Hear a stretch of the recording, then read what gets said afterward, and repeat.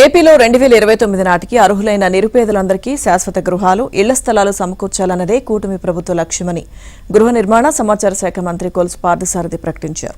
రాష్ట్ర వ్యాప్తంగా వివిధ దశల్లో ఉన్న 2.61 లక్షల ఇళ్లను ఈ ఏడాది జూన్ నాటికి పూర్తి చేసి లబ్ధిదారులకు అప్పగించనున్నట్లు వెల్లడించారు. రాష్ట్రంలో ఇళ్లు, స్థలాల కోసం దాదాపు 10 లక్షల మంది దరఖాస్తు చేసుకున్నారు. ఇందులో 7.50 లక్షల మంది అర్హులుండొచ్చని అంచనా. వీరందరికీ 2029 నాటికి శాశ్వత గృహాలు నిర్మించి ఇవ్వాలని, మిగిలిన 2.50 లక్షల మందికి స్థలాలు కేటాయించాలని కేబినెట్ నిర్ణయించిందని మంత్రి పేర్కొన్నారు.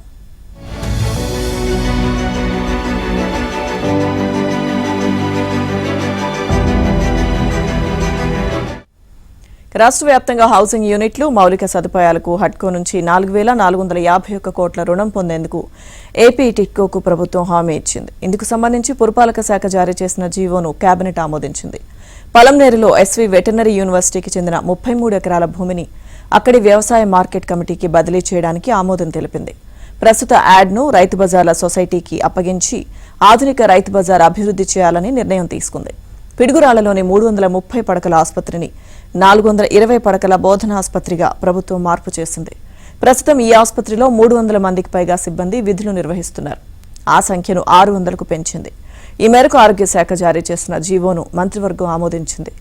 అలాగే మార్కాపురం, మదనపల్లె, పులివెందుల, ఆదోని వైద్య కళాశాలలకు మంజూరు చేసిన పోస్టులు తిరిగి కేటాయించాలని నిర్ణయించారు.